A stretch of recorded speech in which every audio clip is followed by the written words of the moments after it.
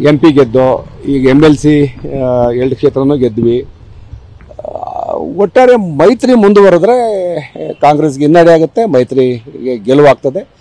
ಬರ್ತಕ್ಕಂಥಲ್ಲಿ ಭಾಳ ಬದಲಾವಣೆ ನಾವು ನಿರೀಕ್ಷೆ ಮಾಡಿದ್ದೀವಿ. ಇನ್ನು ಸ್ವಲ್ಪ ಕಾಲ ಪಕ್ವವಾಗಬೇಕು. ಇನ್ನೊಂದು 2 ತಿಂಗಳು ಹೋದ್ಮೇಲೆ ಭಾಳ ಬದಲಾವಣೆ ನಾವು ನಿರೀಕ್ಷೆ ಮಾಡ್ಬೋದು. ಲೋಕಸಭಾ ಚುನಾವಣೆ ಆದ್ಮೇಲೆ ಸರ್ಕಾರ ಇರೋದಿಲ್ಲ ಅನ್ನೋ ಮಾತು ನಾವ್ಯಾಕೆ ನೋಡ್ರಿ, ಈಗ ಇವ್ರು ಮಾಡಿರ್ತಕ್ಕಂಥ ಹಗರಣ ಇದೆಯಲ್ಲ, ಸರ್ಕಾರದ ಬೊಕ್ಕಸವನ್ನ ನೇರವಾಗಿ ಚುನಾವಣೆಗೆ ಬಳಸ್ಕೊಳ್ತಕ್ಕಂಥದಕ್ಕೆ ಎಷ್ಟು ಅಧೋಗತಿಗೆ ಹೋಗಿದೆ ಈ ಸರ್ಕಾರ ಅಂತ ಗೊತ್ತಾಗ್ತದೆ.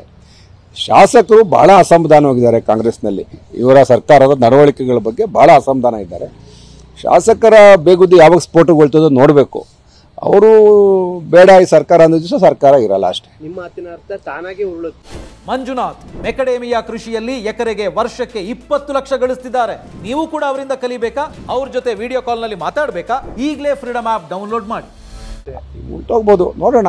ನಾವು ಭಾಳ ಇದಕ್ಕೆ ಹೇಳಿ ನಾವು ಸರ್ಕಾರ ಕೆಡ್ತೀವಿ, ಸರ್ಕಾರ ಬೀಳುತ್ತೆ ಅಂತ ನಾನೇ ಕೇಳಿ.